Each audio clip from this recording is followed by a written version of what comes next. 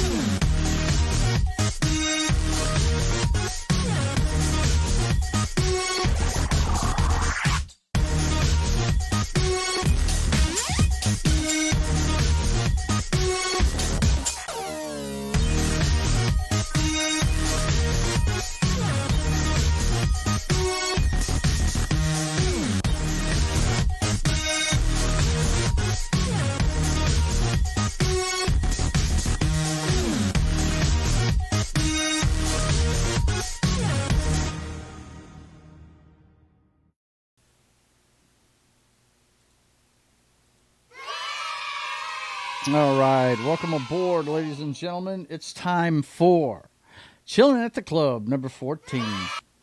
Oh, I almost hit the wrong thing. Here, let's hit this one. There we go. We're ready to start. It's good to see you guys. This is the show where it's just me. No panel, none of that. It's just me and you. And you guys let me know what you want to talk about.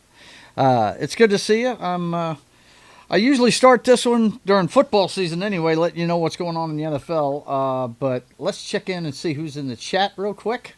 Let's see. We've already got a kick bot for me to kick. So I'll get over there and do that in a second. But the first one in tonight was my good friend Martin Acosta Santana. He says, "Greetings, my excellent friends. It's good to see you." And he says, "Hello, Joe. He wants me to talk like Droopy Dog. Who knows? One of these days I might do an entire show about,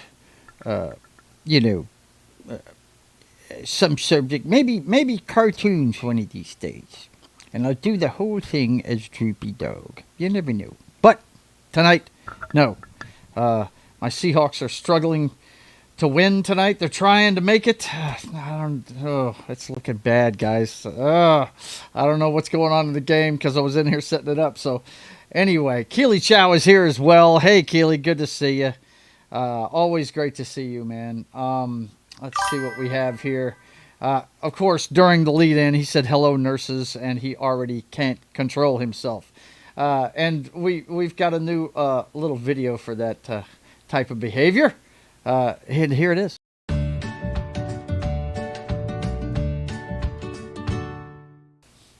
He can't help himself. He's feeding the ducks all the time. But anyway, yeah, let's see what else is going on. Go Sea Chickens, right? Yeah, I'm crossing my fingers for them. I don't really know where they're at on the field or anything right now, but what I'm looking at here tends to make me think they're not going to make it. I don't know. We'll see. But let's take a look at it real quick. First of all, let's get the background music provided by Sharkin' for Pearls going. And Danny just finished his last track for his new album called Tsunami. So you'll be hearing a new album from the Highlander here pretty quick. Highlander was here Friday and yesterday visiting Mom. So anytime he travels, I give him the night off. I just come hang out with you guys. So that's why he's not here today. Let's see who else is here. Clay Thomas is here. He says, "Hey, it's good to see you." And Parrot Head is here. He says, "Go see chickens." Let's see. Oh my God. 9 seconds left. We still have the ball, and we're down 2. Are we in field goal range? I just don't know. Let's see. Martin Acosta says, "Shuck for Pearls." Yeah, you know it, man. But anyway, let me get this up here where I can share it, guys. You know I'm a big football fan, and the Seahawks had a big game today, and if they pull this off after 4 turnovers from Sam Darnold, I will be shocked if they pull this off. Let's refresh it. I'm scared to refresh it. Still says 9 seconds left. There must be a lot of timeouts being called here. Oh, man, they're only down 2. If they're in field goal range, they could win the game. Oh, my God. Oh, on my edge. Oh, look, and Reed by Nature is here, and he's got the first LFG of the night. So, hey, let's give it to him. Come on, Seahawks. Let's do this. Let's fucking go. Let's fucking go. All right, let's see. Who else is talking up here? I see chat going 100 miles an hour. The Sea Chickens have a tendency to bend over and take it like a woman. Sometimes they do. And look, if they pull this off, Darnold will have to thank the entire team because he has had a bad game. I believe he's responsible for 4 turnovers today. So we'll see what happens. Let's refresh this. 1 second to go. They're on the Los Angeles Rams 43. So if they tried it from there, it would be a 60-yard field goal. Let's see. Clay Thomas says there were a few crazy games today. No doubt. No doubt. We'll talk about those in just a second. But let me go ahead and do my due diligence here. It is Chillin at the club, so we got to see the bartender, right? We got to start with a shot of Jack. I don't know if I'm going to be putting out flames or if I'm going to be toasting a victory. Matter of fact, let's just pour up the shot glass. It is the cross pistol shot glass, as you can see, the military police shot glass. I only used the other one on video game night, so Martin can make fun of it. But let's see. I'm waiting to see. I'm going to keep refreshing it here. I'm going to keep refreshing it. Let's see what happens. And there's no time on the clock, and it's... Oh, man. Yeah, I think we lost the game. It doesn't say final, but it does say It does say the Rams have the ball. So, yeah, it looks like we lost. So, cheers, boys and girls. Let's put out these flames. Cheers.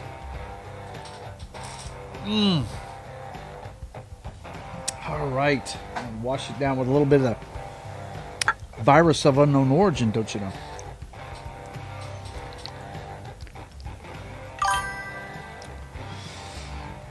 What's Killy Chow saying over there? Let's see. He says the Cowboys, Falcons, and Titans also have a tendency to bend over and take it like a woman. Yes, they do. Oh, your Falcons. What a bad loss for them today. Yeah, Carolina came back on you. I was shocked by that. The erasure of the "It's Ma'am" shot glass won't be overlooked. No, it's not that. It's not an erasure. I save it only for when you're there. For the video game show. That's what I save it for, buddy. But anyway, let me refresh this one more time and make sure I've got this finalized here. It keeps saying fourth quarter, no time, and it's Rams ball with 21. Yeah, okay. So, yeah, we lost. And you can't turn the ball over four times and expect to win. It's just not going to happen. Also, the 49ers, team I picked to win it all this year, are getting healthy, and they're romper-stompering. Of course, they were playing the Cardinals, but Cardinals have been playing better. But, yeah, they stomped the poop out of them. They've still got 15 seconds left in that game. Unbelievable. My game, of course, like I said, you can't turn the ball over 4 times and win. The Rams held serve at home. We've got them again in a couple of weeks. Hopefully it'll be for the division. Hopefully we'll keep up and we can take it from them. So, hope is not all lost. But, hey, the turnaround in the Seahawks after just, this is not even the second year finished with our new head coach. So I'm liking it.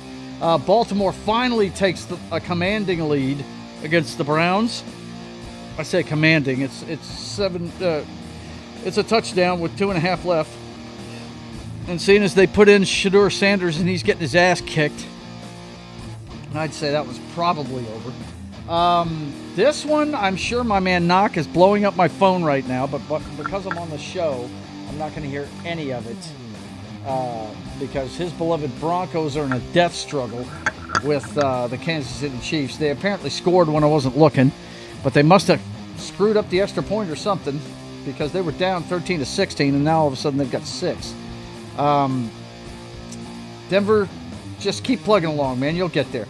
Also, later on tonight, by the time this show goes off the air, we will be into the first quarter of this one between the Detroit Lions and the Philadelphia Eagles. Looking forward to that one. So, Seahawks go down. You know what? I'm so used to...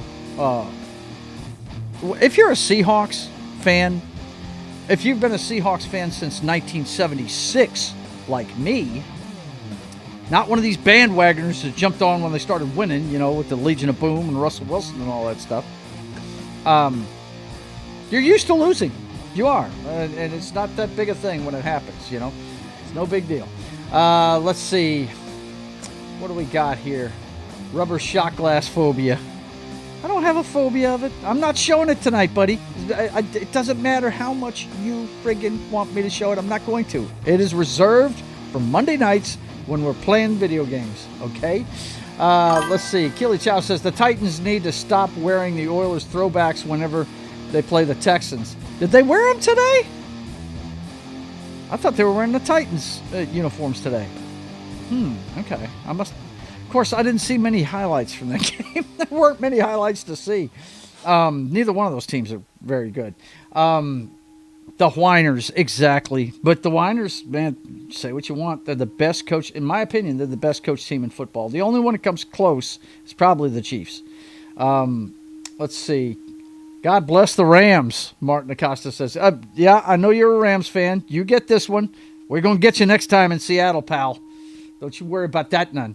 The Oklahoma City Thunder of the NFL. The Whiners. That's funny, buddy. That's a cool analogy right there. Shout out to Snow Dub. Is he here? I didn't see him in the chat. Okay, shout out to Snowdub. You go. I love Snowdub too. Probably. Okay. Well, anyway, it's good to see you guys. I was trying to think of what we wanted to get into tonight, and what I figured I'd start with is I didn't get to do this on my regular show, so I figured I'd do it tonight. I figured I'd give you a review of the Predator movie. I saw it this week.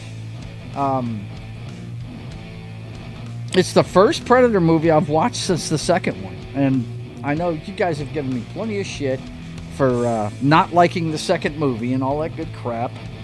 But, you know, to each their own. You know, my mantra on this channel is don't mess with people about what they like and what they don't like. And I'm just not a fan of that second movie. I'm not. I mean, it's got its okay points and everything. Let's see. Keeley says no, but he's a Seahawks fan. Oh, stop. Oh, Snowdub's a Seahawks fan? All right. That's what I'm talking about, man. He and I have that in common, no doubt. Let's see. Predator Badlands opened up to 40 million last week. Matter of fact, let's go ahead and look at the estimated numbers like we usually do when we're with Dan. Let me go ahead and pull that up too. Last week it made $40 million. Best opening weekend in about a month. Nothing's been doing well. Hollywood is not doing well. And by the way, if you're in the motion picture business in that town, you might want to move to Atlanta where my daughter's at, or somewhere else, because they're making more movies out of that town than they are in it. So, you know, I hate it for you guys that are trying to stick it out in LA, but man, it's not going well over there. Let me pull this up real quick. Where is it? Come on.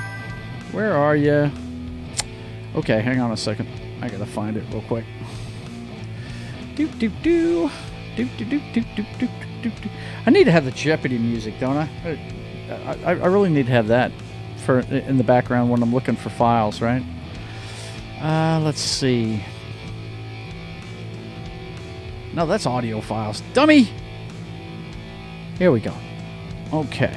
Right there, and right there, and... Let's see. There it is right there. Okay, let's take a look at what's going on at the box office this weekend, shall we? It's worse than last weekend. We had a total last weekend of 73 million. Looks like it's dropped to 68 million. Of course, these are estimated numbers because the night's not over with yet. But it looks like we've had a change at number one. Now You See Me, Now You Don't, with 21 million, 21.3 million. Then you got The Running Man at 17. It only did 17, folks. Hate it for Glenn Powell. That I think they were banking on that being number one. And no, Now You See Me, Now You Don't. It looks like it's going to edge it out for number one on opening weekend. Badlands, 13 million this weekend. 67.5% drop off. Then you got Regretting You and Black Phone. Black Phone still doing millions, huh? Wow, it's just been chipping away at it, hasn't it? Let's see.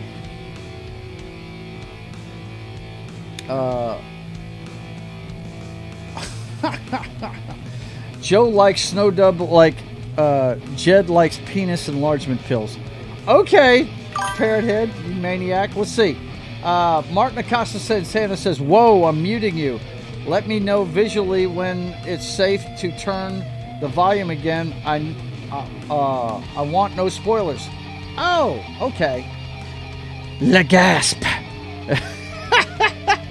Read by Nature says, let's see. Or maybe someone in chat can signal when the spoilers end. I'll put a crawl on the bottom, Martin. Okay, I'll put a crawl on the bottom. Hang on one second. Let me go ahead and do that. Don't want to wipe these two out. Let's go ahead and add another one. Predator Badlands. Spoilers.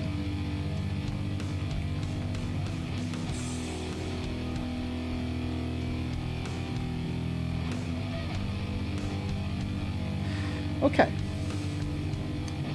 And we'll put a warning on either side, right? I don't know how to put emojis on this thing though, but that's okay. We'll go ahead and do that. Okay, I've got that added. So when I get into it, Martin, I will put that up and turn it off whenever we're done. Okay? Is that good? That work for you, Martin? Let's see. What do we got here?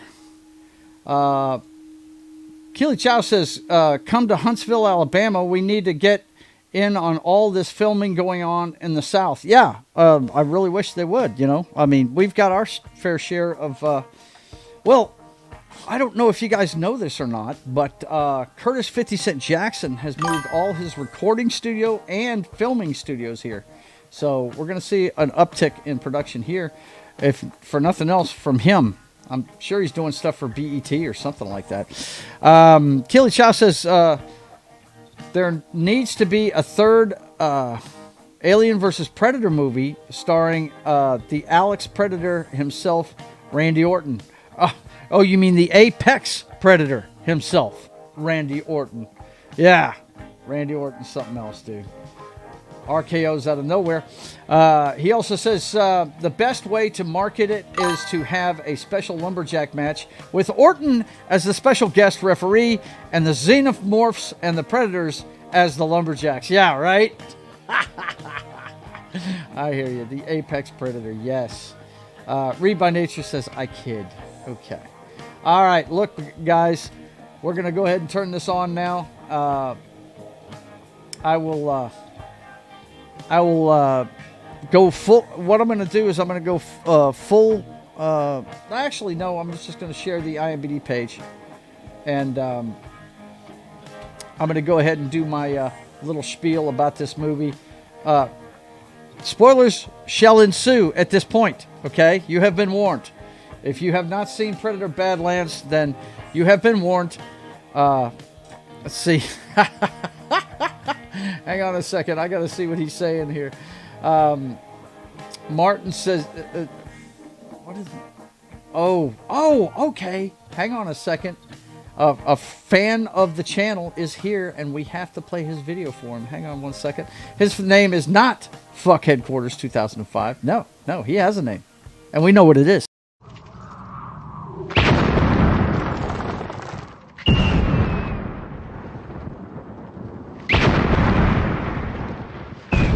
There are some who call me Tim. Tim is in the house.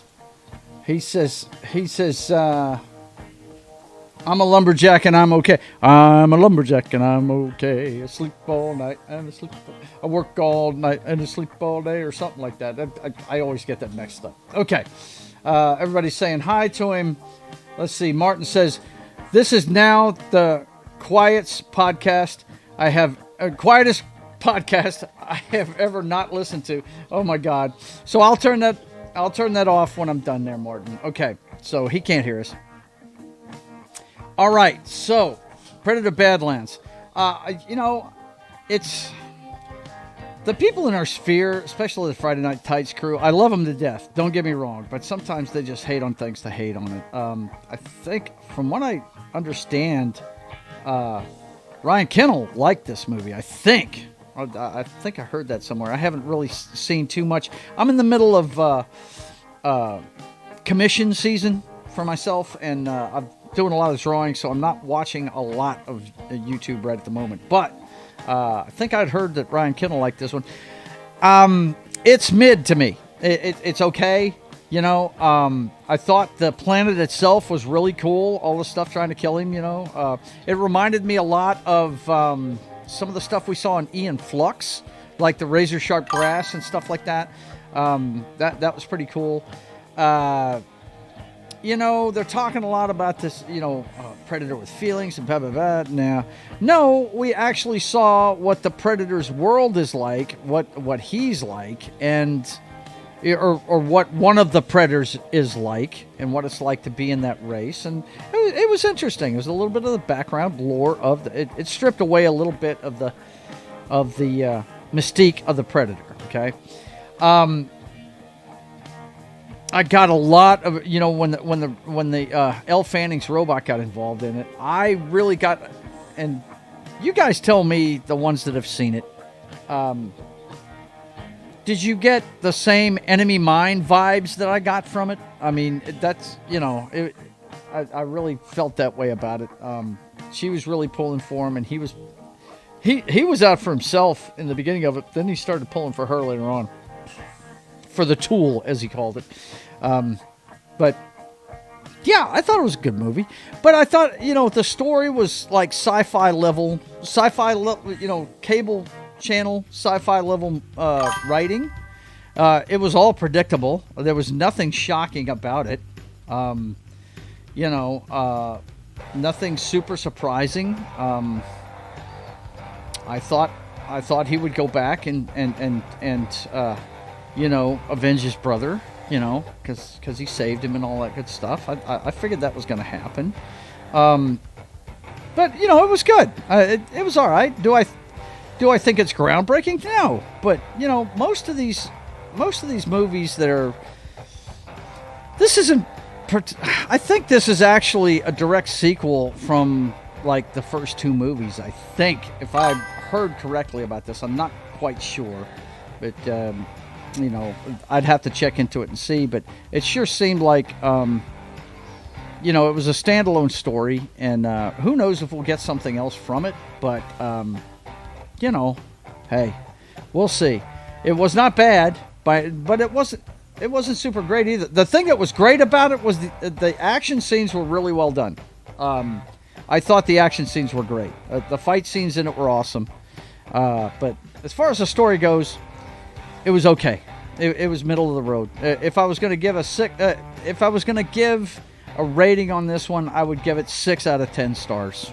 That's what I would give it. So, that was my feelings on the Predator show. So I don't want to keep Martin waiting too long, but yeah, let's go ahead and get your comments real quick and make sure there's no spoilers involved. Killy Chow says, I hate Auburn because I'm an Alabama fan. Roll Tide, we knew that. Let's see. Shadiversity liked the movie too, and the F&T guys were a bit mixed. Okay, all right. Well, that's good to hear. Like I said, I haven't seen a lot of... I know those guys. Some of them will just sit there and dump on things just to dump on them. But Ryan, I like a lot because he gives his... You know, he gives an honest review of things.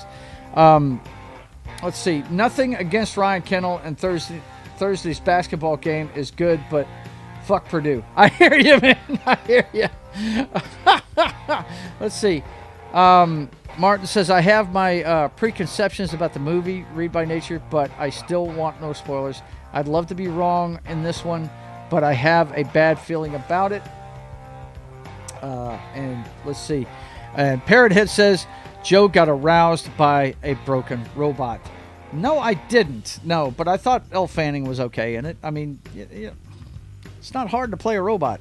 And she played twin robots. It's, you know, yeah, are they supposed to have feelings? Yeah, sure, whatever. You know, I expected feelings out of the Predator because it's a skin and bone being, you know. But, you know, whatever. It was all right, man. That's about all I can say about it. I thought it was okay. Martin says, the writer-director surprised me with Prey, but then again, I found Killer of Killers disappointing. Okay, well, let's go ahead and get out of here so Martin can join the conversation. We're done with that, and let's go ahead and put the other crawl up, and I'll show you some of this in a minute. The crawl on the bottom now shows you the channels where you can help me out at. Martin, your thumbs up. You can come back in here. Let's see. Let me go ahead and type that in there so you can see it too. Hang on. I don't want to keep Martin out of here too long. He helps me out a lot, so I don't want him left out for too long. Let's see. Where is the... Okay, there's my channel right there. Boom. Because for some reason, my browser right now, we can't send out messages. Okay, let's see. Martin, you are safe. There we go. All right. So, let's get back to the chat here.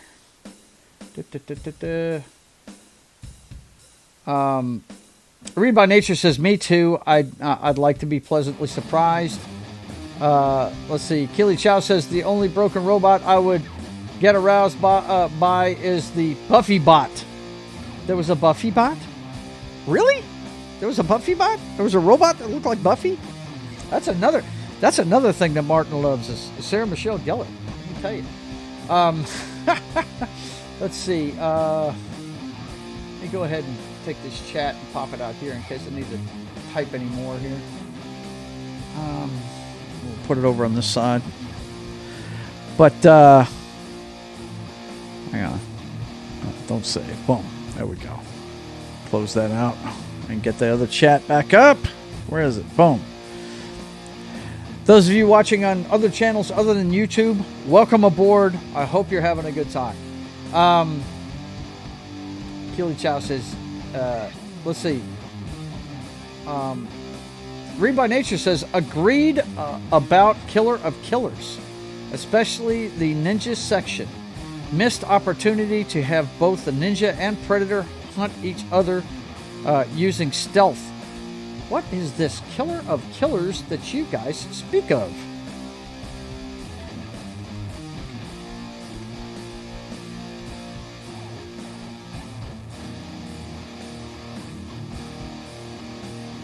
Killer of Killers. It was on Hulu. Wasn't Prey on Hulu too? Because I'm telling you guys, I have not watched any Predator stuff since the second one. I have not.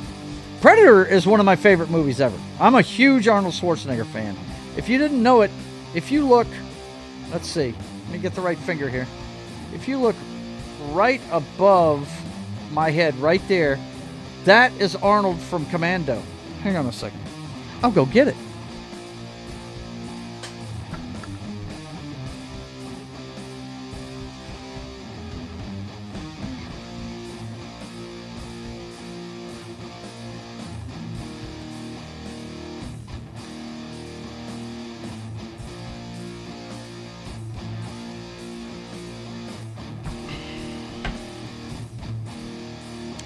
My father has a huge autograph collection, and he gave me a bunch of these as wedding presents when me and Rhonda got married years ago. But that's my Arnold, man, from Commando. And it's signed in gold paint pen. How you like that, dude? Pretty nice, huh? Yeah. Isn't that cool? Commando. Arnold Schwarzenegger. Pretty cool. Yeah. Anyway, I'm a huge fan. Love Predator. Probably laugh at me, but my favorite Arnold Schwarzenegger movie is Total Recall. And it's purely because it's the spy movie he made. I love The Terminator, don't get me wrong. All these movies are fucking great. But, you know, the second Predator movie, the Predator was hunting in a city. That's not a hunt. That's a target-rich environment. That's not a hunt. That's not hunting something challenging. There was a reason why he was hunting soldiers. Okay? You noticed that he hunted the special forces guys. He hunted the guys that were really good at what they did. All right? That was cool. Then he goes into the city where all the crackheads are and starts killing people. He's not a serial killer. He's a hunter.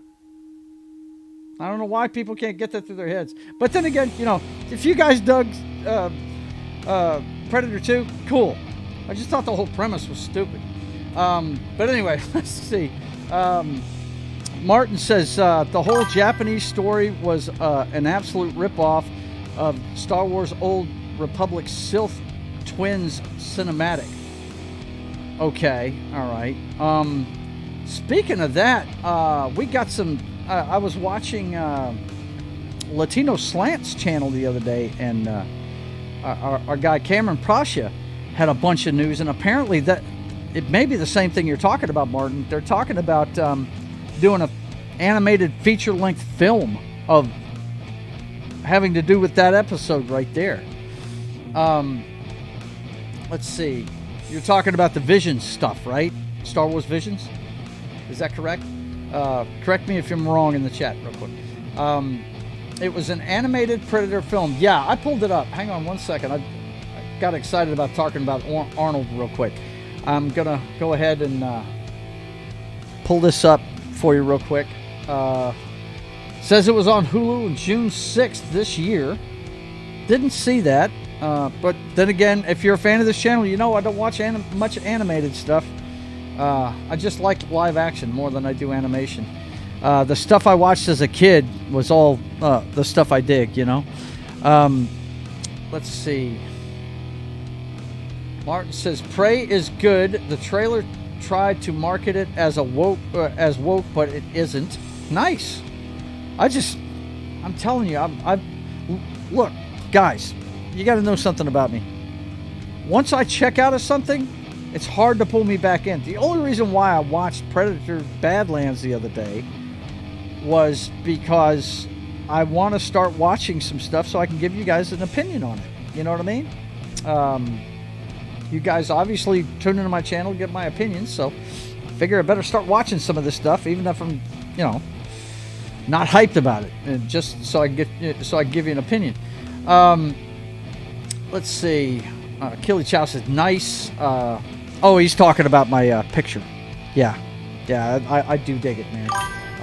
Martin says Arnold charging full speed at the chopper. To the chopper. Was he charging for a chopper in that one? I think in that one it's the final scene and he's going to fight Matrix is what he's doing.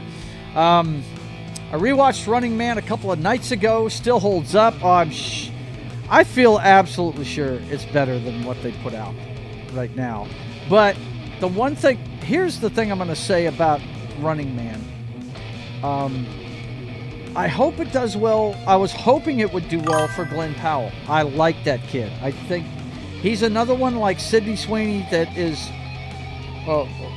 trying to build his career the correct way. I've liked everything he's put out so far, so I wouldn't be surprised if I watched it and liked it, but I wasn't going to run out to the theater to see it because they're remaking an Arnold movie that I really think they don't need to remake. I mean, really, is Josh Brolin going to do better than, what is that fool's name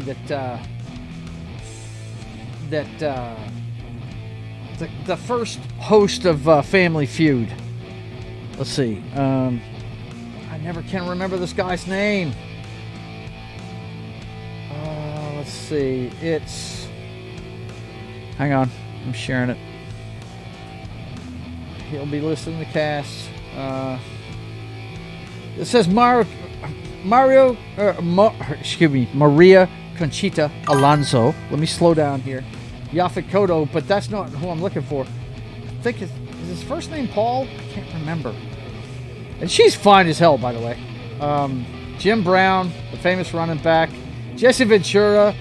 Erland Van Lith. They were all the friggin' killers that were going after. Mick Fleetwood plays himself as the leader of the revolution. How great is that? Richard Dawson's who I'm talking about. How is Josh Brolin even going to be able to carry the jock of Richard Dawson? And actually, I think Richard Dawson, from what I'm seeing in the previews, I think that character is actually being played by Coleman Domingo. I think. Damon Killian. Well, I could be wrong. He might be the producer of the show now. We'll go back and look at that here in a second. But let's see. Martin says, you're right, Joe. And the only things about P2 were Gary Busey and the Xenomorph skull at the end.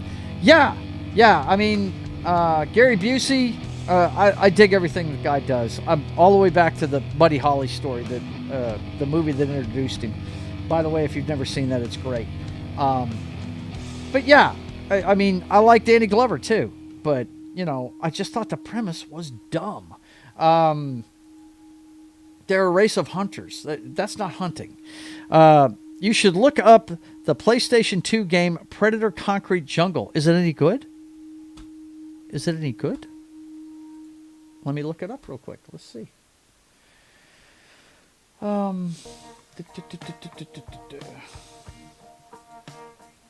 the other Running Man. Let's see, Running Man. I just want to see if they're playing the same character, because it sure looks like they split the character in two. Coleman Domingo looks like he's the host of the show, but it looks like Josh Brolin is running the show. Here's the cast for the new Running Man.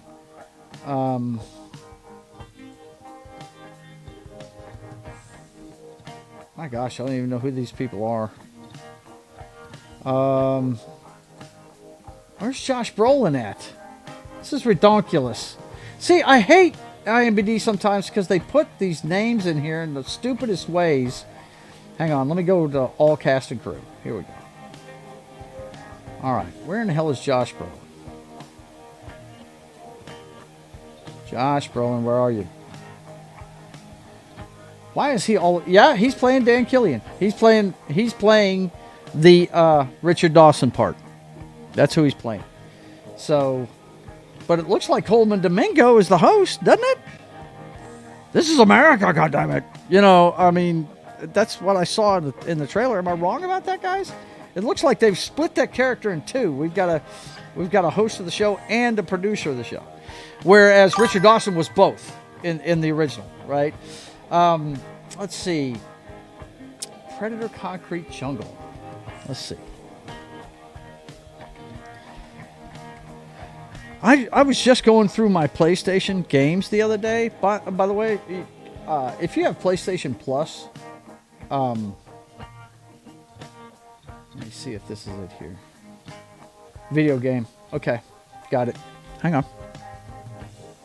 I was going through my PlayStation library the other day because I always just grab the games and just in case I want to play them later.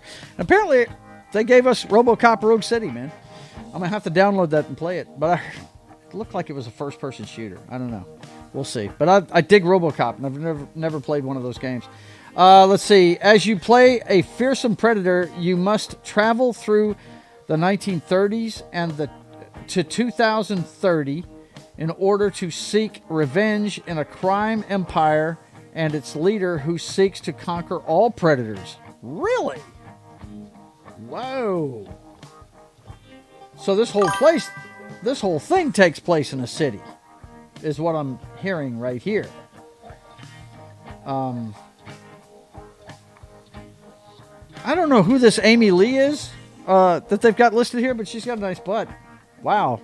Nice. Okay, so a lot of girls here. Very strange for a Predator game, but you endorse this? Do you, Read by Nature? You think it's a good game? Let's. I might have to check it out. 2005. That would be a PlayStation 3 game, I think. Might have been PlayStation 2 even. Let's see.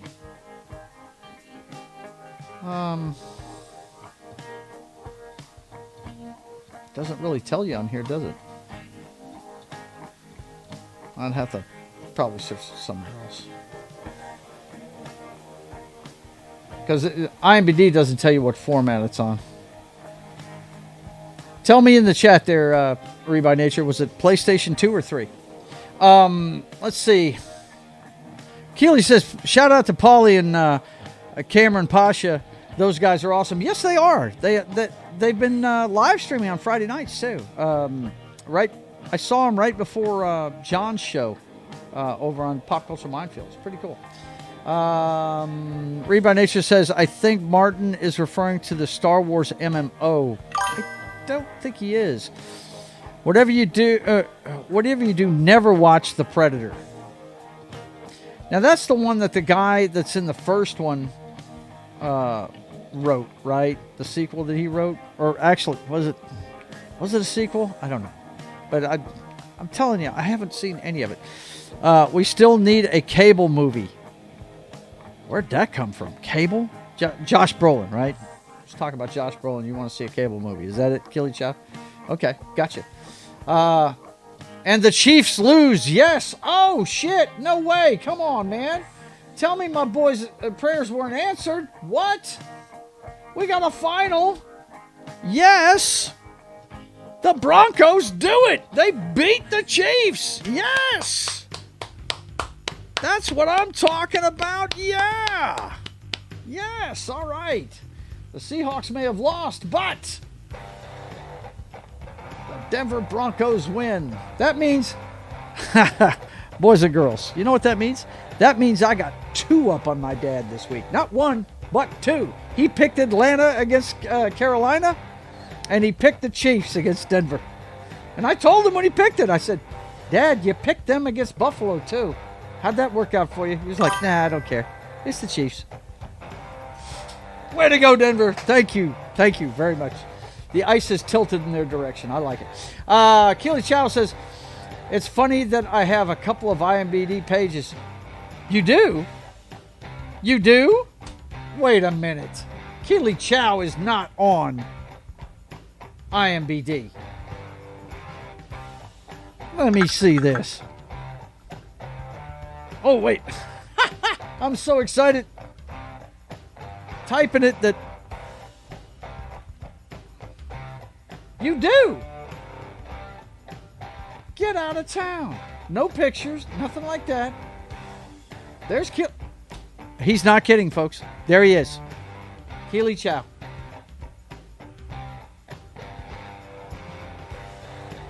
What's wrong, Wendy and Cracula? What the hell?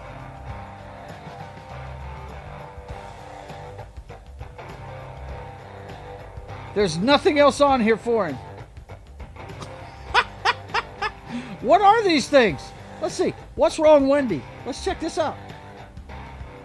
What does Keely Chow have to do with this? Are you in it, man? After a painfully awkward pizza delivery girl is attacked by a bat on Valentine's Day, her spiral into a violent identity crisis drags her estranged high school crush into a battle between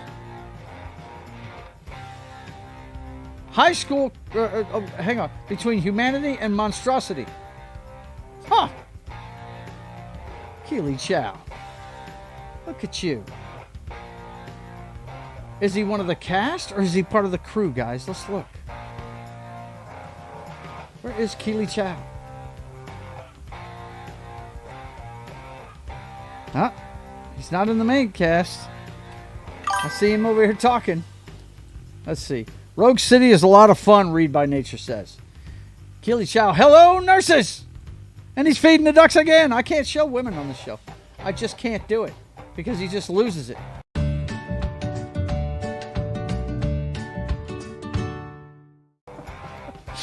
Absolutely crazy. Okay, let's see. What do we got? Read by Nature says, I missed out on playing it on PS2, but there's a channel, Acid Glow. Hang on, let me pull this down. With a bunch of gameplay vids on it. Okay.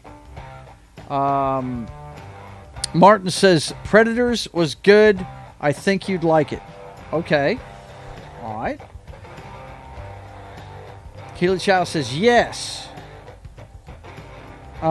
Keely supplies the duck hunt. Read by Nature says he supplies the duck hunt. Yeah. Martin says, Internet Movie Database. Yeah, I know that. I know what it is. Keely Chow says, no. Yes, no. I backed up independent movies on Indiegogo. Okay. Cool, man. That's cool, dude. That's cool. But yeah, he does have 2 pages. Okay, so it did start on the PS2?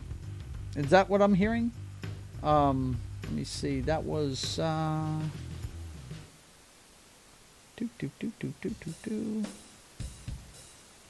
did he say that at? I know I saw PS2 in there. Yeah, here it is. He says, I missed out on playing it on PS2, but there's a channel, Acid Glow, with a bunch of gameplay videos on it. Okay.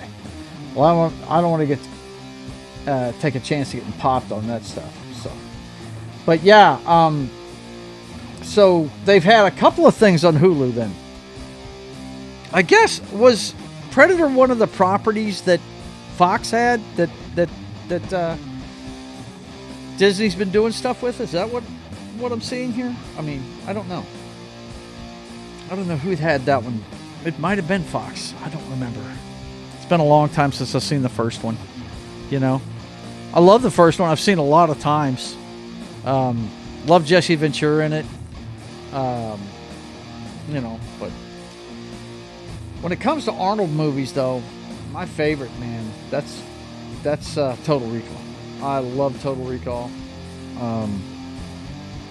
The thing I love about the first Predator movie is the Predator is smart. You know, when fucking Arnold tries to trap him, tries to fuck him up, the guy's onto him. You know what I mean? He feels all the shit up there. He sees what's going on, and he keeps telling him, "Come after me, come on!" And he wasn't getting suckered, man. He knew something was up. You know what I mean? Love that. That's smart storytelling. And the whole thing about it was, you know, he had to go primal to fight this guy. It's obvious the guy had better tech than him, right? Let's see. Fox had both Predator and Alien. Marvel had been doing crossover comics for them. I remember they had a Alien versus Predator movie, and I don't know. It may be just me, but even what my favorite crossover in media is the first one that I ever bought, and that's the Superman. It's Spider-Man versus Superman, or Superman versus Spider-Man. I can't remember which one got the top billing or what, but you know, my favorite comic book artist wrote it. Excuse me, drew it. Didn't write it, drew it. Ross Andrew, and but even that one, I'm not that high on. I like these guys being in their own universes, man. But the Alien, if any of them, if I was going to watch any of them, though, it would be the Alien versus Predator one, because I imagine that's a lot of fun, because what higher challenge would there to be than a fucking Predator trying to hunt a fucking xenomorph that's damn near unkillable, right? Yeah, I can imagine that's going to be a cool one. Dark Horse made the Alien vs. Predator comic first. Yeah, I do remember them making that. Let me see. Pull that up real fast. Alien versus Predator comics. Okay. Let's see. Let's go to this fandom one. Boom. Nah. Let's go. We'll go to Wikipedia. It's not the greatest source in the world, but it'll give us some kind of thing on it. Yeah. Is that Dark Horse? That's a trade paperback. That's what that is. Dark Horse Comics. 1989 and 2020 on an intermittent basis. Okay. All right. So let's see if we can see some covers and stuff on here. Let's take a look at eBay and see what they have. Uh-oh, somebody collected a bunch of them. Let's check that one out.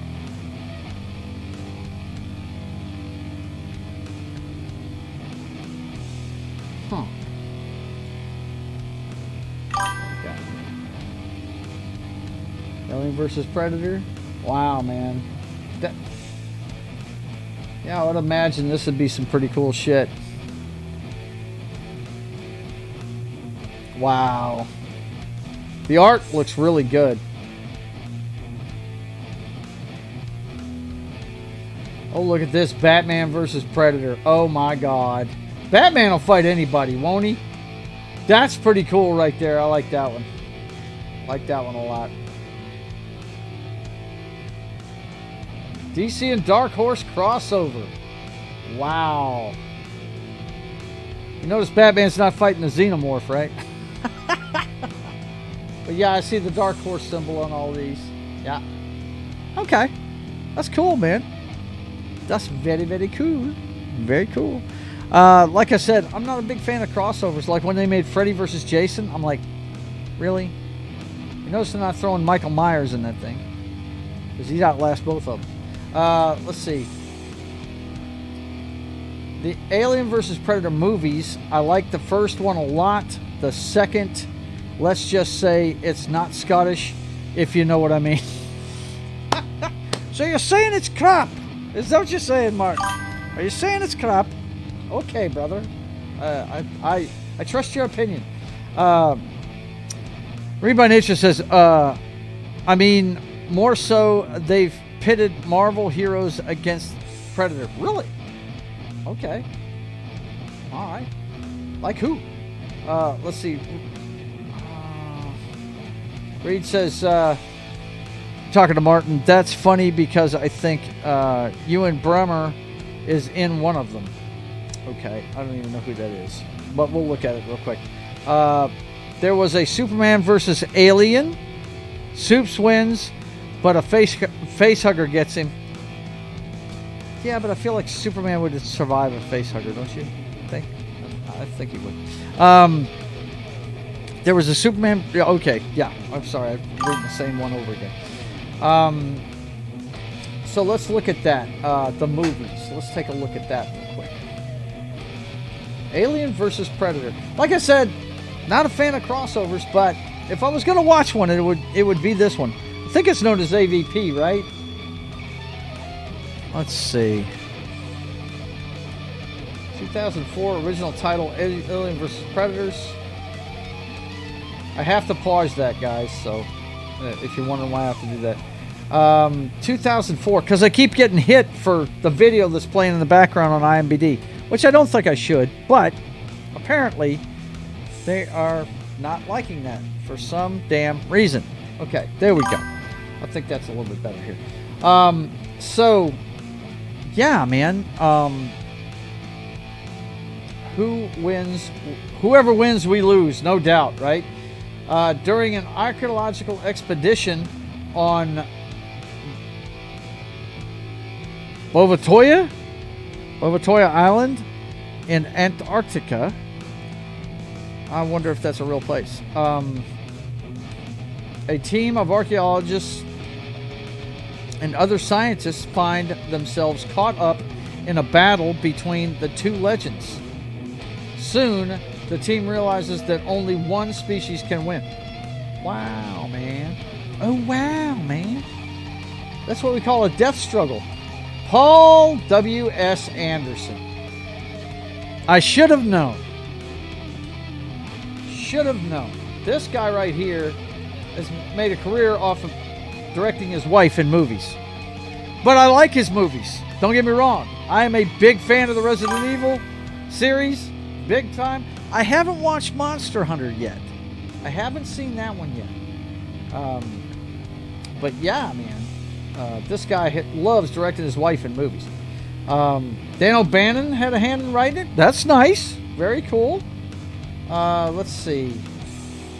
Lance Henriksen was actually in the first one. Was he playing the same character?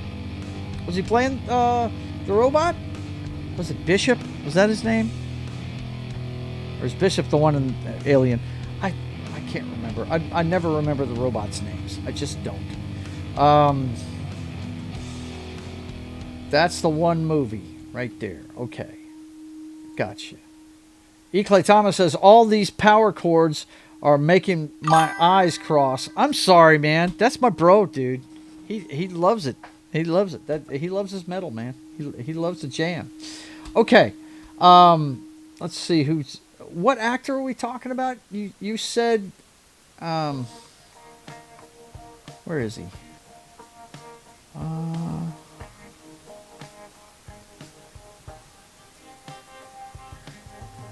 Ewan Bremner. Or Ewan Bremner. Is that a character? Is that an actor? What is that? Read by Nature. Who is this that we're looking for here? Help me out. Let's see. Let's continue to look here.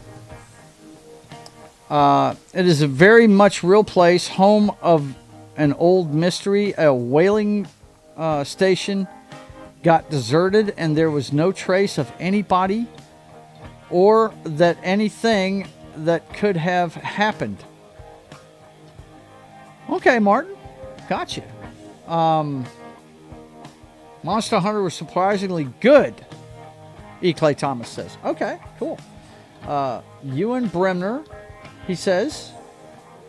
Read by Nature says. Oh, Shanna Lathan. Hello, nurse. Oh, my God. Take it easy. Take it easy. See, Keely Chow, you're infecting this entire place. What the hell? I'm just kidding. She's cute. Are we... okay, you're talking about this guy. This dude from Wonder Woman? Is that who you're talking about? Okay. Yeah, he's in the first one, it looks like. Lance Henderson. Yeah, Charles Bishop Whalen. So this is, I guess, the... don't tell me, the scientist that came up with the android. Right? Is that what it is? I might have to watch this movie, man. I might have to watch this. I'll tell you what, I'll watch it, guys, and I'll give you an honest review of it the next time we do Chillin' in the Club. How's that? How's that sound? I've never been into crossovers, man. I really haven't. Let's see who else is in it. Oh, Colin Solomon. I love this guy. I think he's awesome. I first saw him on the James Bond series. He was in the ones with Pierce Brosnan in them, with Dame Judi Dench as M. Yeah, he was part of the Bond team. The opening of my favorite Bond movie, he's in it. He's doing all the technical stuff, and he's communicating with Bond. Yeah, I love this guy. He also was on my favorite series in the Arrowverse, Arrow itself, right? The Green Arrow. He played the man who was the head of the family business, because his dad was dead, and apparently this guy was the CEO, and he ended up getting married to his mother while he was gone on that island in seclusion. Yeah, great actor. Love that guy. I like Tommy Flanagan, too. Yeah, I'm going to have to watch this. Got some good-looking chicks and some good actors in it. I like this, man. I'm going to have to check this out. Going to have to check out Alien vs. Predator. From what year did we say? Sorry about that. Didn't mean to go that far. It's from 2004. Okay. Did they make a sequel to this, guys? Did they make a sequel to it? Let's see. AVP. AVP Redemption. That's probably a book. Those look like books. Let's go Alien vs. Predator 2.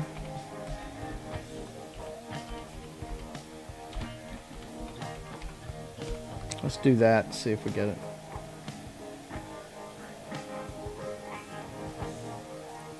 Yeah, you guys, what are those? Requiem? Why does Requiem? Original title. This one came out in 2007. Looks like a movie. Yeah, 20th Century Fox. Yep.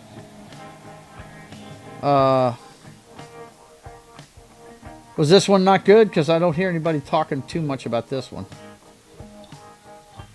And the cast looks like a little smaller scale cast too.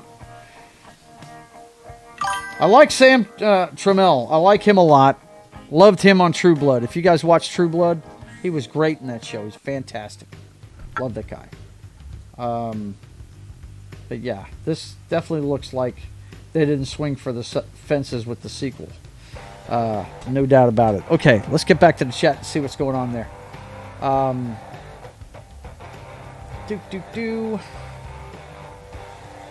Let's see. Okay. He spud from Train Spotting and one of Mean Machine's brothers in Judge Dredd. Judge Dredd. Are we talking the Sly movie? because I don't remember him in Dread. But I've only seen the Sly movie once. I didn't really like the Sly movie. No one's the owner of Wayland Industries. No, he's the owner. He's the owner of Wayland Industries before the merger that brought Wayland Yutani into being. Okay. All right. So that's why the robot is modeled after him. Okay, I got you. I love almost 100% of this cast. It looks like a good cast, dude. It really does. Let's see. Colin Salmon's cool. He's been in a lot of shows. I think he's British, right? I think everybody that was in the Pierce Brosnan Bond movies, they were all from British television. I know that there's a general in that opening scene. If you guys don't know which movie I'm talking about, my favorite James Bond movie, and like I said, I don't poo-poo on what people like because I have different tastes from other people. Yes, I loved Sean Connery growing up. Thought he was great. Before I start expanding on this, we're at the 1 hour and 6 minute mark, so it's time for me to hit another shot. So let's hit the military police shot glass. And you guys, here's to another great weekend of football. Here's to my many friends that I love and cherish. One of them I actually did a portrait for the other day. As a matter of fact, I'm fixing to show you some of that. And here's to you guys in the chat, always being here. Thank you very much. Spread the word. Let folks know they can come hang out and have a good time here. They're not going to get poo-pooed on. Anyway, cheers.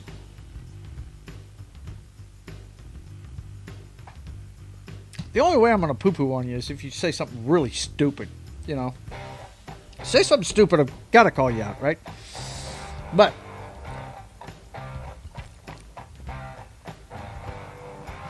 Martin Acosta follows up with Requiem sucks. Okay, good.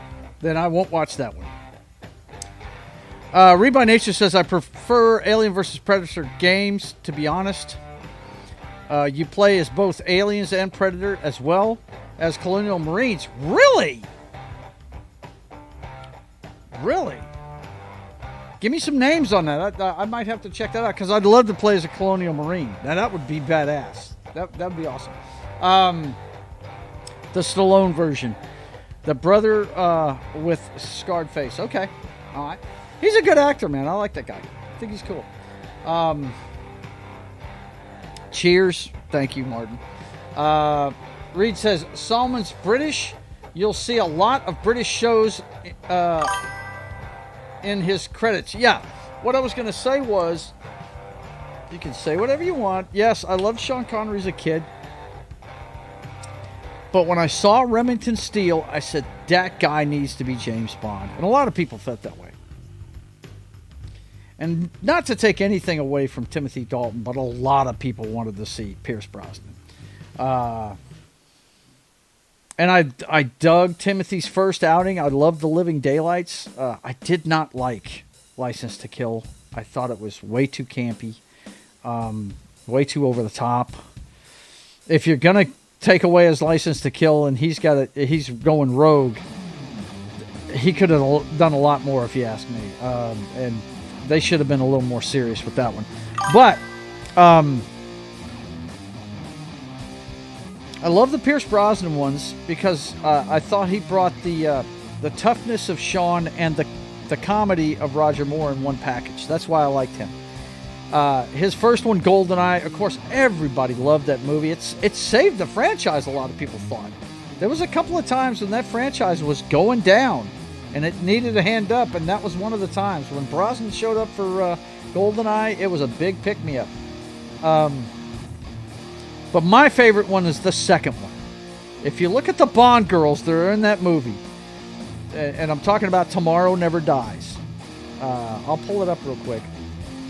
Tomorrow Never Dies is now my favorite James Bond movie. And I am a big James Bond fan. I have not read all the books. My history with James Bond is purely through film.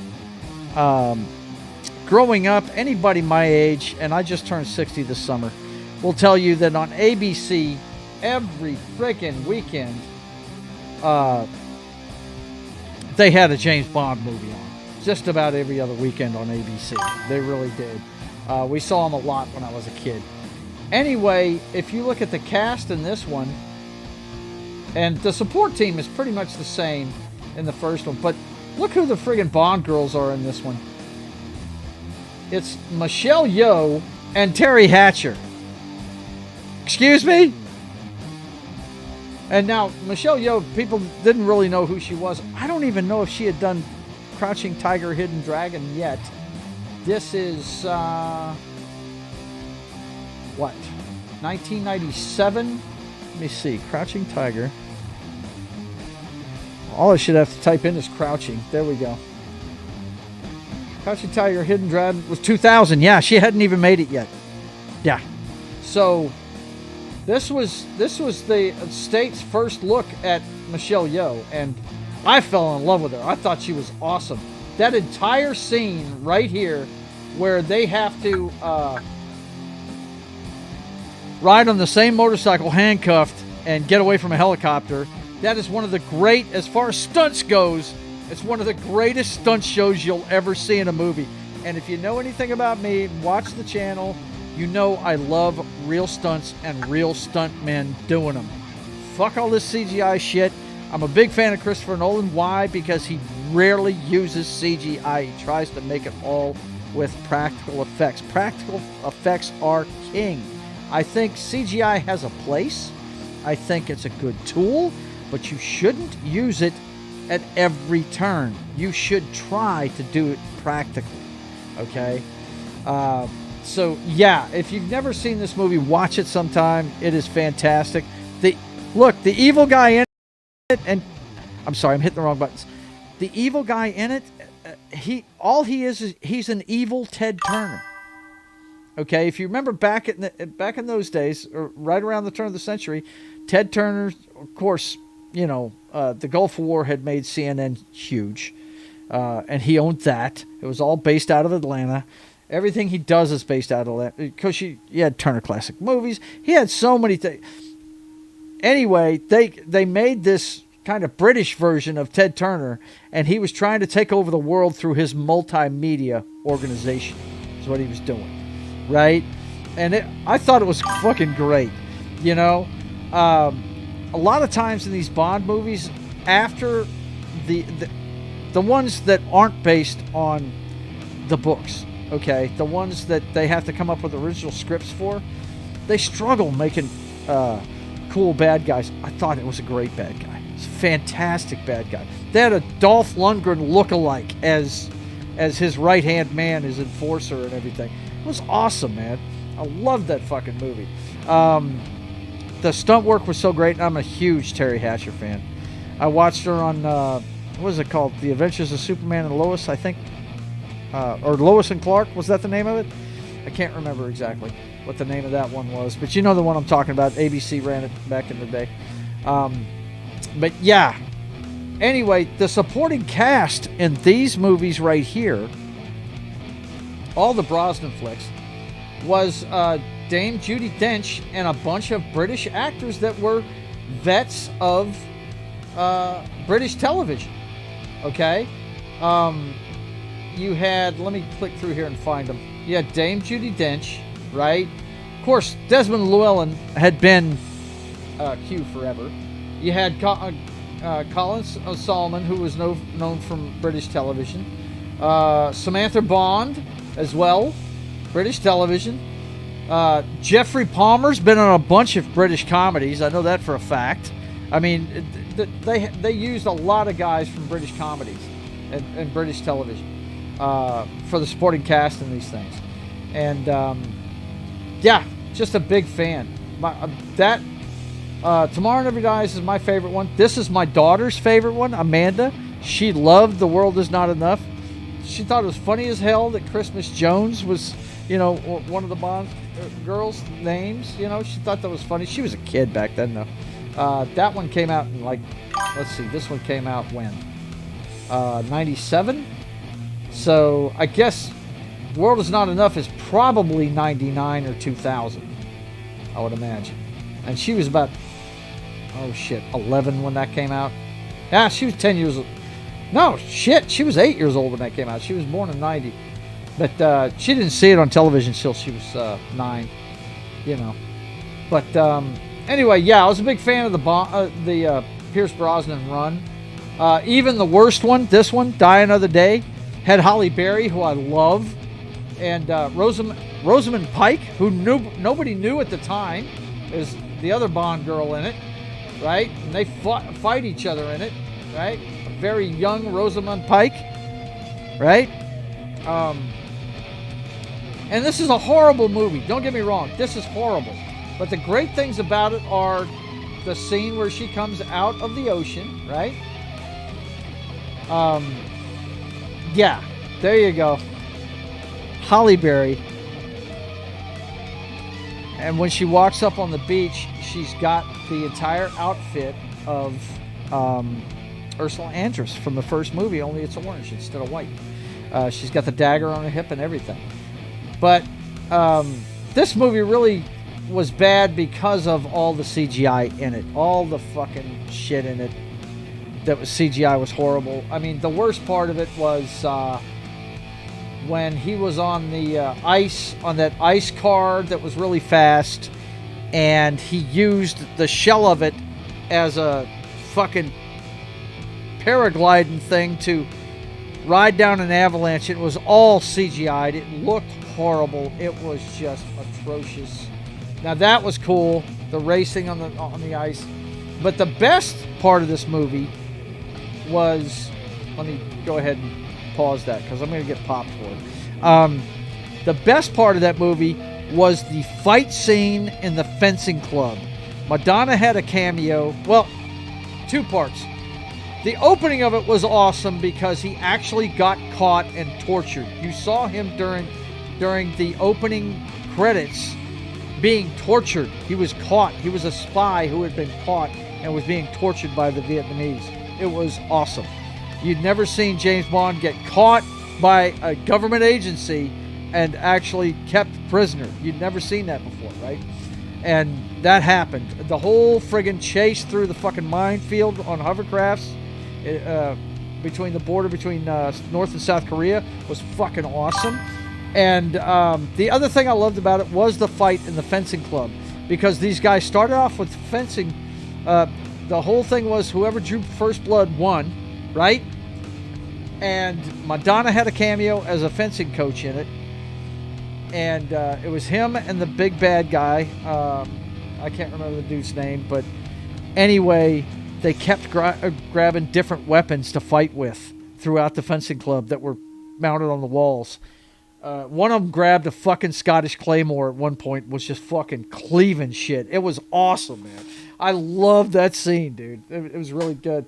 But the rest of the movie was crap. It was completely bad. It really was. Let's see. Martin says, playing as Predator is almost cheating. That mofo is too OP. Really? Okay. Cool. Gotcha. Read by Nature says, playing as a xenomorph is a bit disorienting at first with the wall crawling. Oh, you got to do the Spider-Man thing, do you? Let's see. Read by Nature says, Terry Hatcher and Michelle Yeoh. Hey, how does Killy Chow contain himself with those two in the room?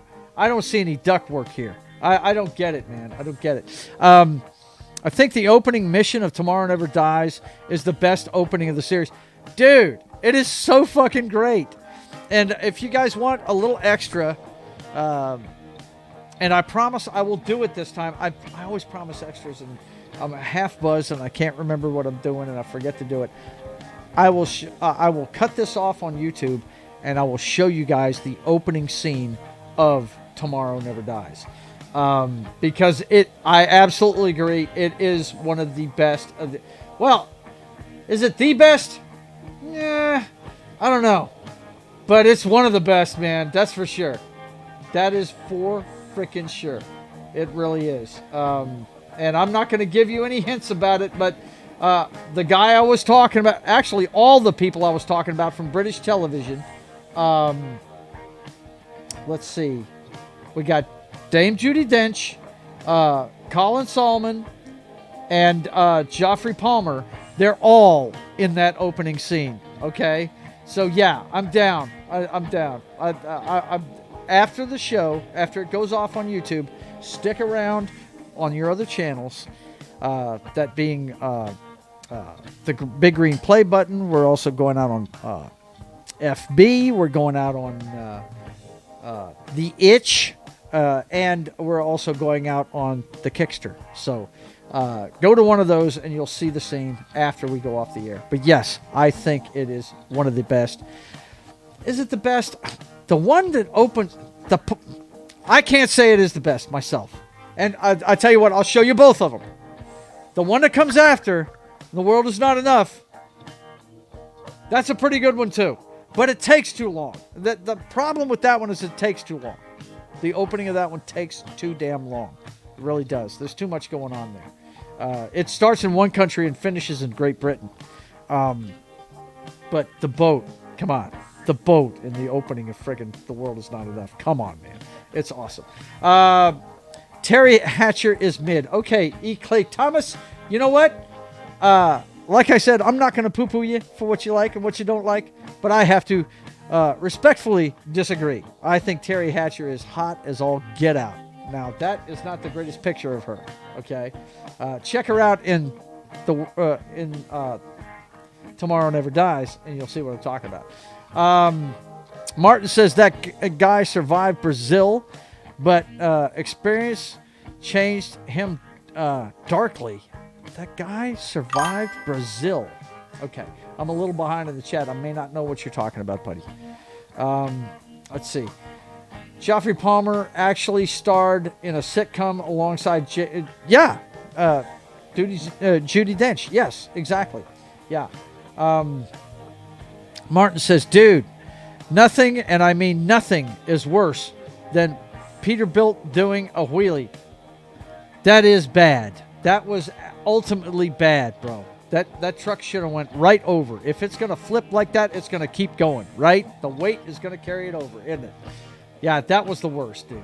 That was the worst. I just, yeah. And what he's talking about, guys, if you don't know, that's from License to Kill.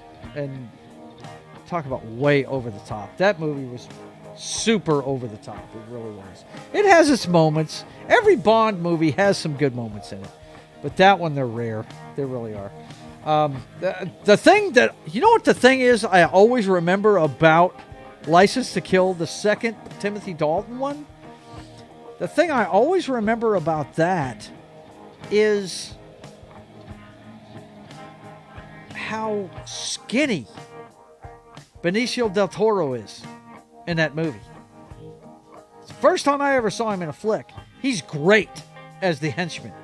He's great as the fucking killer for the fucking drug lord. Played by Robert Davi. But, dude, he's so skinny. You would never believe it was him. You know what I'm saying? E. Clay Thomas is laughing. Ron, what's going on? The Broncos came through, man. What's up? You should be on cloud 9. My boys had a chance in the end, but they just couldn't do it. Look, you can't turn the ball over 4 times and expect to win a football game. Our defense kept us within reach, though. That is promising. We will learn from this loss. But hey, how about those fucking Broncos, bro? Huh? How about them? Have we seen a change in the guard in the AFC West? Have we seen it? Is it actually happening? Are we actually seeing it? Because, my God, man, the Chiefs have only won 5 games this year. Wow, they're 5-5. They're a 5.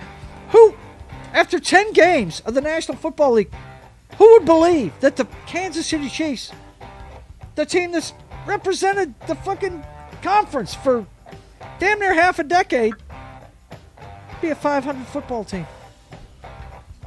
Wow. Amazing. Let's see. Martin says, I really like the opening mission on Casino Royale with the parkour and stuff. Yeah, that was pretty cool. Yep, that was cool. Look, Casino Royale is the best Daniel Craig movie. I do not like the run that Daniel Craig did. I really don't. I think he's a really good actor. But when you give the actor input into the character, you're fucking up. And they let him go too far with this series. They got Bond killed. Need I say anything else? Yikes. Stupidness. I said what I said. E. Clay Thomas says. Yeah. What? Dude, it's fine. It's cool. I understand. I know you said what you said. I'm just saying I'm disagreeing with you. I think she's awesome. But then again, you got to remember tastes, right? I know you guys probably think I'm a big Sydney Sweeney nut. No, that is not it at all. Okay? Let me give you a little bit behind the scenes of our production meetings and stuff. Okay? First of all, my man, Knock, is a huge, Ronimus TV there, is a huge Sydney Sweeney fan. Okay? She, he digs her. I like her attitude and her work ethic and what she's doing.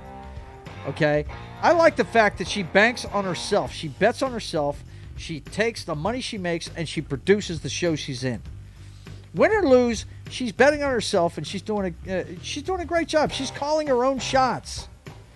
You know, they talk all the time about female empowerment. This girl talks none of that shit and she is a totally empowered female. She won me over when she wore that sweatshirt. What did she say that one time, Ron? She said something like, excuse me for having a great rack or some shit like that. I can't remember what that sweatshirt said, but I was like, you know what? That girl gets it. I like this chick.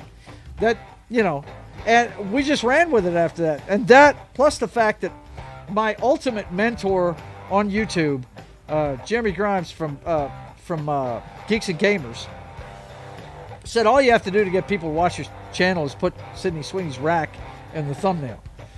So I just ran with it. The guys dug it, and I made a whole section of it. Figured it was good.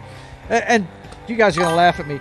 Jed is the one that taught me about a palate cleanser. We need to, clean the palate every once in a while. That's what we do halfway through my pop culture show now, is check out Sydney Sweeney and what she's doing, right? So, let's see.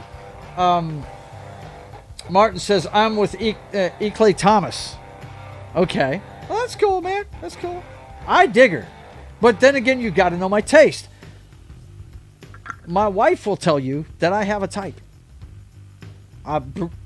Petite brunettes are my thing. Okay. I love Kate Beckinsale.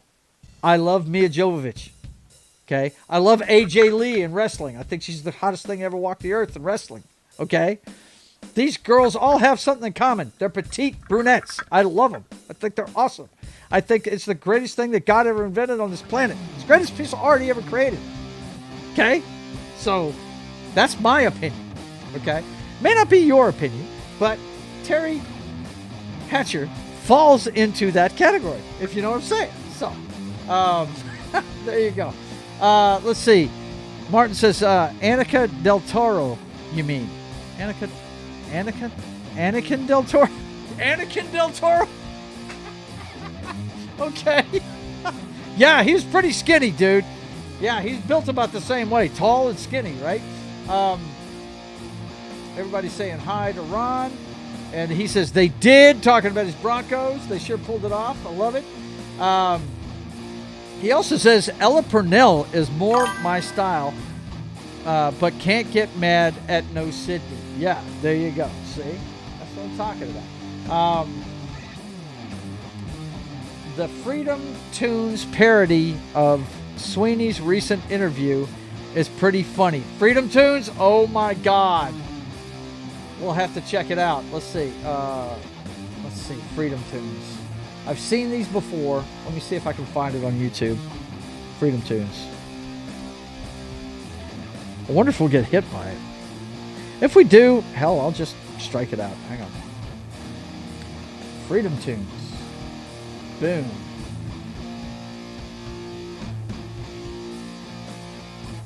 Oh my God! The first thing on the channel, Martin, is pressure.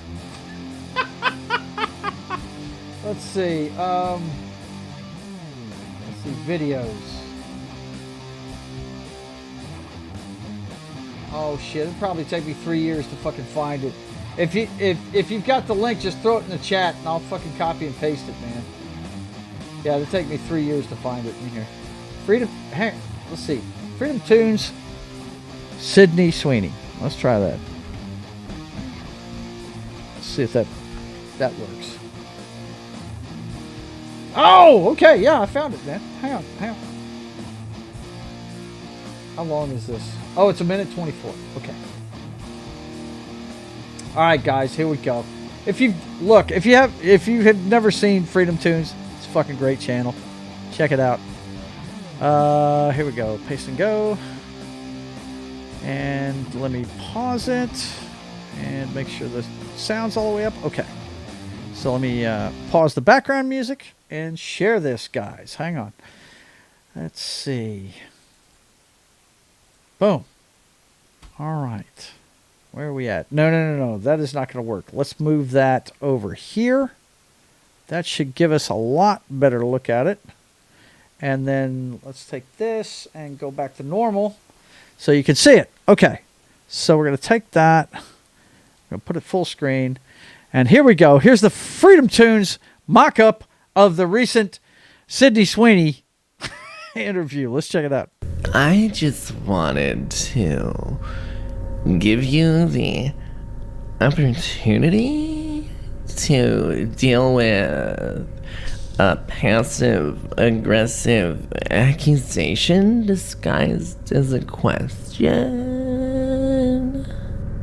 I just thought I might magnanimously bestow upon you the title of clanswoman. Do you the favor of calling you racist, I thought. I, Her Holiness Pope Catherine I, wanted to bless you with the indulgence of allowing you to self-flagellate in front of me. Heads or tails? Call it. Call it. Heads or tails? Heads? If your career brought you here, of what use was it?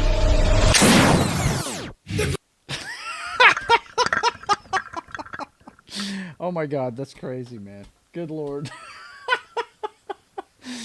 If you saw the friggin' interview, the way she answered that was great. When I want people to know my opinion, you'll hear it. Yeah, it's awesome. There you go. You've seen Freedom Tunes for tonight. There you go. Very cool. All right. So, what else is going on, guys? What else is going on? Let's see. Goff got picked. What? Are you kidding me?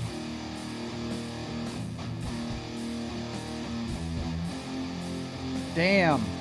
No country for old hags. I hear you, bro. Goff got picked. I'm pulling for Detroit, but I don't think they're going to win. You guys, I'm sure you know that football season is here, and we did our show today. If you want to see all of our predictions, and by the way, Ron, I got 2 more up on my dad today. He picked Atlanta,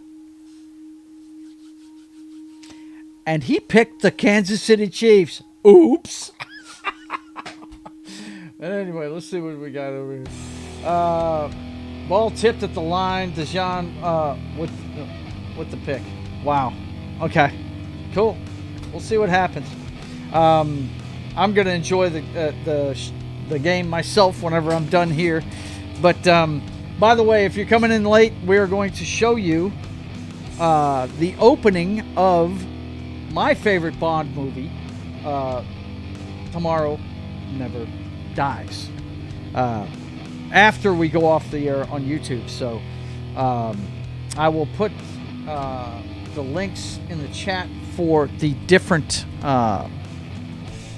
matter of fact, I better get started working on that for the different streaming services that I'm going out on.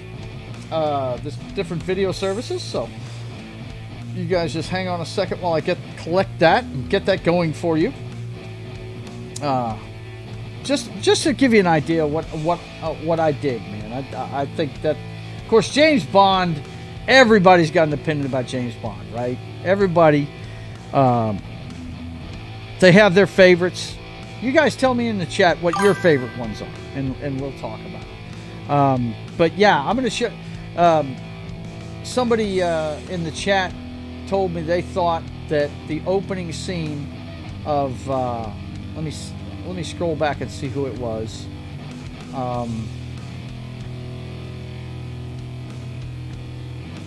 Who was it that said that?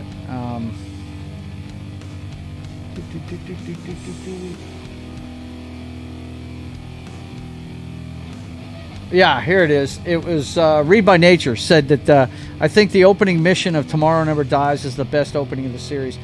Yeah, and there's only one other one that comes close, and it's the one that's right after that for me, and it's just simply really because of the boat. Martin says already on Green Mean. Yeah, I understand that, but not everybody else may be, so I'm going to go ahead and put the chats for these in there. Let me go ahead and grab this, copy. Go ahead and throw it in here. There is the one for the big green play button. And let's see what else we got here. This is just for the YouTube crew because I don't have all the chats available to do all that stuff with. But well, we'll just give you the rumble. That's just fine. I was trying not to say that word, but you know, hey, there you go. Lions defense holds. Chip shot field goal. Cool. Read by Nature says Sean will always be the best, but Pierce was Bond for my generation. I hear you. But Sean Connery, look, he's the measuring stick. He was the OG, right? It's kind of like William Shatner. He's the OG, right? Everybody compares the other captains of Star Trek to him. That's just the way it goes. And like I said, Sean was my favorite for a long time. My favorite Bond movie for a long time was Thunderball. That was my favorite one because the movie's cool and everything. I love the bad guy and everything. You know, Largo and all that shit. But the fucking fight scene underwater at the end of it is just totally badass. It just is. It's awesome. Let's see. What else are we talking about? The traffic wardens splashed by the boat are real wardens who were in a reality show at the time. Really? Wow. Okay. Very cool, man. Very cool. But yeah, everybody's got their favorite Bond. Everybody's got their own opinion about it. And I'm sure, you know what? There's probably some crazy motherfuckers think Daniel Craig's greatest thing's to sliced bread. I liked Casino Royale. And I liked Skyfall. Other than that, could care less if I ever see Quantum of Solace, Spectre, and that was a blown opportunity. Spectre was a blown opportunity.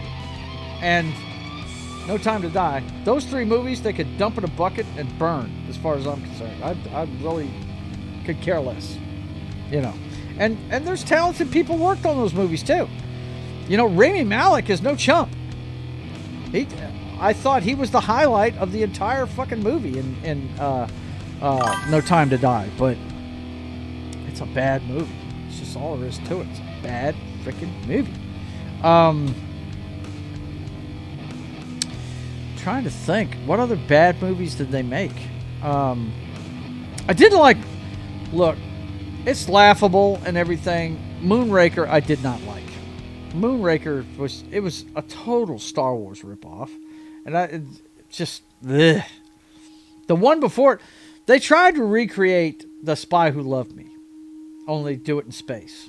That's what they did, because The Spy Who Loved Me was huge. That was the first one. I think it came out in 1976. It was the third one. I think it was the third Roger Moore one. The two previous were my favorite Roger Moore one, which is the first one he did, Live and Let Die. It was filmed in New Orleans, the great city, the Crescent City of New Orleans, the gem of the great state of Louisiana. It was filmed down there, and it was fantastic. Loved it. Loved the fucking boat chase. And I still say to this day, the best death scene, the best, you know, he's a killer. He's an assassin. We all know Bond's an assassin. But the way he killed that guy at the end of that boat chase is one of the most just... He's just playing with the guy. He's just playing with him. It's obvious he could kill him at any point. He just fucks with him. It is so great. It is so awesome how he kills the guy at the end of the boat race. That's still my favorite kill in all the Bond movies right there. Still haven't watched No Time to Die. Don't waste your time. Read by nature. It's 2.5 hours you can't get back. And they're going to kill it eventually because you can't kill Bond. And continue the series. You can't do it. It's stupid. It is stupid. Okay. The easiest Reader's Digest version I can give you for this is the entire run. Well, I can't say the entire run. The first movie, Daniel Craig didn't have that much input. What they were doing with Casino Royale was they were trying to get away from the CGI aspects that had made Die Another Day just a mess. They wanted to get back to the tough guy Bond. They wanted to get back to the Sean Connery toughness of the character. And they wanted to get rid of the CGI and do real stunts with real stuntman. You guys know me. I love that shit. I'm all in. Awesome. Right? So, yeah, I was totally on board with it. Now, after that, Roger Craig started having input on his character. Two major things that he wanted that just ruined the whole fucking thing. One, he wanted to have extended relationships with women. Bond doesn't do that. They're a means to an end for him. Yes, he respects women, but he's not going to have a long relationship with them, especially after his wife's death. Now, if you've seen Casino Royale, it's like a soft reboot of the series, really, because you see later on Spectre, right? They showed his first kill at the beginning of it, right? And it was a soft reboot. Casino Royale is the first James Bond book. It's the beginning of the series, okay? But the only person that he had a long relationship with was his wife. And he met her in one book, and she died at the end of that book. Same in the movie. And she never forgets it. Matter of fact, they go back to her occasionally, like they did at the beginning of, what's the one with the chick poster with the chick's legs? I love that poster. For Your Eyes Only. The beginning of that one, he dumps Blofeld into a chimney because he tries to kill him at his wife's grave on the anniversary of her death. Right? That's the opening scene of that one. If you remember. He uses a friggin' helicopter skid to pick up his wheelchair and dumps him into a fucking chimney for a furnace. Okay, one of those tall chimneys, right? That's the only woman he's ever pined for. Everyone else, yeah, he might respect them, but most of them are a means to an end. And he knows how to deal with them, and he knows how to get to them. One of my favorite scenes is the one in, it's after the, when is it? Is it World Is Not Enough? No, it may be in GoldenEye. It's the one where, yes, it's in GoldenEye because he's racing Xenia Onatopp, Femke Janssen, Oh my God. Woo! Another one of the hottest women to ever show up in a Bond movie. And he's being evaluated by a female agent with the MI6. And, you know, he's racing this chick, and they come to a screeching halt, and he pops champagne. You know, he's going to get through this evaluation just fine. He's all over this chick, man, giving her exactly what she wants, right? Yes, it's misogyny at its best, boys and girls. The whole point of the character, it's the guy's guy. Yes, we can be GQ and come off suave and debonair, but when, you know, it gets right down to it, the girl wants the bad boy, and underneath, Bond is the bad boy, right? I mean, you know, that's just the way this series goes. And Craig wanted his character to have a long-running relationship with a chick, and it started in Spectre, and it didn't end till the end of fucking series, and it was horrible. It ended the series. Ended his run. That's for sure. They had a kid together and all this shit. Get out of here. Give me a break. Let's see. Read by Nature says Craig argued for Phoebe Waller-Bridge to come on as writer. That was a big red flag. Hell yeah, it was. Come on, man. Bond is a ladies' man, but he's not about the ladies. It's about the mission. He's the British Bulldog. Okay? The British Bulldog. That's what he is. And he was the British Bulldog in the first one. Casino Royale. Yeah. Great flick. Went downhill from there. Really did. Really did. You know, I just, yeah, I did not enjoy his run. Skyfall was good. I like Skyfall. That was the, 50th anniversary of Bond, I think they were celebrating with that one. And they did a really good job. They had the fucking Aston Martin in it and everything, man. It was great. And, of course, me being about the same age as the character, you know, they were acting like he was too old, he couldn't do it anymore, and that kind of thing. So I really related with the character. Okay, boys and girls, let me, I do want to show you something that I did the other day. This was a portrait I did, commission just now, and it dawns on me that when I tell you to go by joesatmosphere.com and that my commissions are going to be closing soon, you may not even know what the hell I'm talking about. Back a while back, a couple years ago, I drew a portrait on the stream, but I really haven't shown you guys what I do, okay? Let's see. Did I have that on here? Let me think. I think I do. Let's see if I have it on here. Not sure if I do or not. I have the drawing, but I'm not sure if I have the picture on here. Oh, I know what I did. I need it. Yeah, okay. Hang on a second, guys. Let me go ahead and send it to myself real fast over here on WhatsApp. I just got done doing a commission for a buddy of mine named Ken. And it's actually the third piece I've done for him. He reminded me the other day when he came to get this thing that I had done one for his one of his parents. I did his parents one time. Back in the day, back in the 90s, when he and I were working at a bar together, I did one of them. But yeah, let me go ahead and send this over to WhatsApp. And yeah, there it is. Okay, so this is the commission that I did just recently. Let me go ahead and share this on this screen.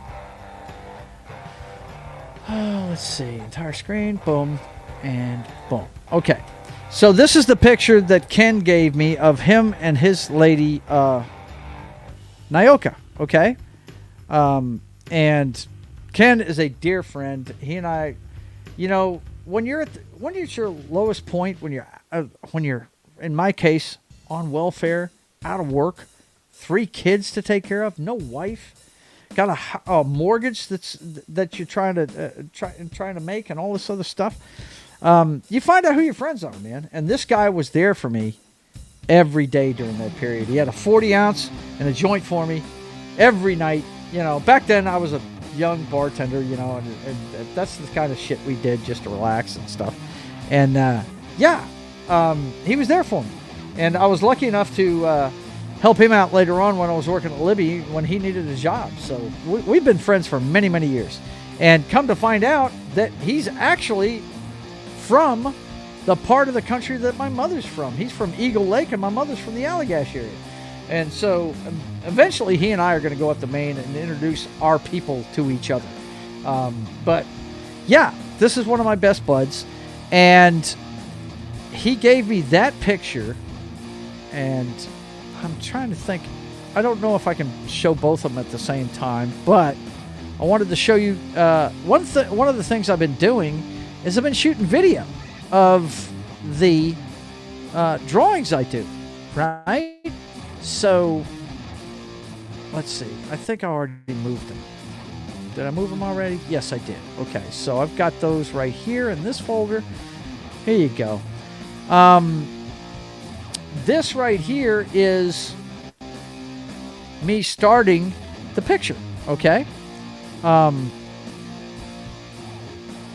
I thought about doing this recently because of the advent of AI. I figured it'd be cool to go ahead and record these drawings as I do them, right? So that people would see that, yeah, I'm not putting it through an AI app and then, you know, putting it on paper or something. I'm actually doing this with my own two hands. So this was the beginning of it. Now, he was kind of last minute with this, and I was in the middle of... you know, on Thursday and Fridays, I work 31 hours between those 2 days. So I got that much done with the first recording session. And then the second recording session, I had done this much at work, okay, when I had time. And then I went ahead and finished it up. Now, I, of course, didn't put as much detail into the female face as I did his, because, as we all know, detail gives the male face character, and it makes the female face look old and cracked. Okay, so you don't want to do that. And I also, you know, she's got a little bit of a two-chin thing going on in the picture, so I went ahead and took that second chin away. Ken loved it. He thought it was awesome looking. But he's kind of biased. He's a friend, and he's always dug my stuff. But the picture, when I was done, looked like... Hang on one second. Let me see. Turn that off. Go ahead and get rid of that, and then I'll go back to the picture. And there it is in its finished form. That is the picture that I did for my buddy Ken.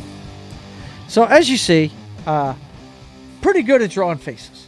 So if you want to get that special, you know, drawing done for somebody, go ahead and, you know, get the order in before December 1st, because I'm cutting it off there.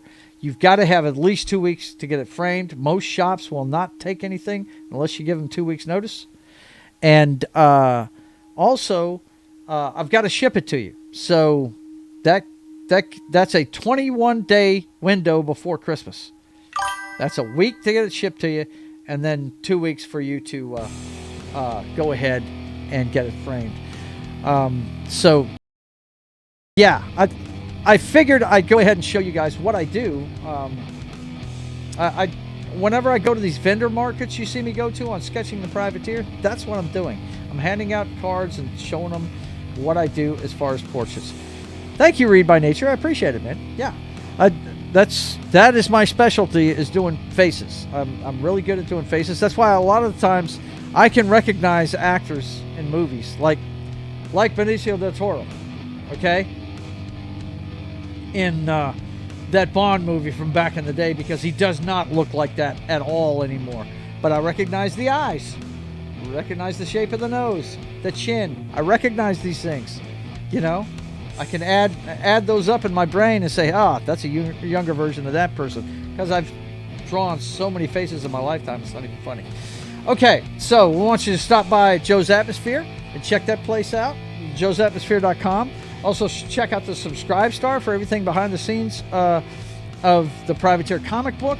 And you can check out the zero issue with the first 5 pages inked of the artwork of the Privateer #1 what it will be eventually. It's called The Privateer Issue 0. It's a little teaser. It costs $1 to look at on Kindle. So if you want to support the channel, other than doing tips, you've seen the tip link plenty of times. You can go check it out there. Of course, we want to let you know what's going on with the channel here as far as streaming goes. You know you're watching Chillin' at the Club, number 14. Enjoyed hanging out with you guys tonight. The Predator discussion was pretty cool. I will check out Alien vs. Predator and have a review for you guys the next time we do it. We'll definitely do that. And thanks for being here and hanging out with me, man. I appreciate it greatly. Of course, you know the next time you'll see me is usually on Military Monday. But tomorrow morning, Gary is busy. He's got some things to do, so we're not having a show tomorrow morning at 10 a.m. But look for that in a week on at 10 a.m. Central Time on Monday. Okay, we're not doing a show in the morning, but regularly, it's a regular basis. We talk about military movies. Me, Martin, who's in the chat, Anima, and Gary and Pope and I are all veterans, and we give you the perspective of veterans on these movies. Military Monday comes your way at 10 a.m. Central Time most Mondays, but not this Monday, okay?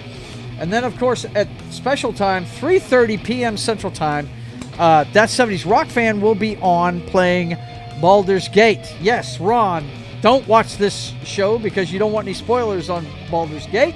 Yeah, I'm going to troll Brian as he plays it this Monday at 3:30 p.m. Central Time. You guys look forward to that tomorrow at 3:30 p.m. on That 70s Rock Fans channel. And then at 6:30 p.m., it is time for Papa Joe Gamer After Dark, video games, cocktails, and fails. And of course, it'll be part 8 of my playthrough of Mass Effect. Never played it before, and I'm enjoying it. This has been the easiest time I've had following the story. I do like the way they made it a little easier for me. Yes, they dumbed it down for me a little bit. I like that. It's very cool. I have a drink or two, and Martin trolls me as we, and some others. Sometimes Knox shows up. Sometimes Jed shows up. We never know who's going to show up to give me hell, heckling me as I play Mass Effect 3. So you guys come check that out. 6:30 p.m. Central Time tomorrow. And then, of course, at 3 p.m. Central Time, it's Wednesday afternoon matinee over on Pop Culture Minefield with Gary and Anima and Martin and whoever else shows up, sometimes Mephisto and some other folks.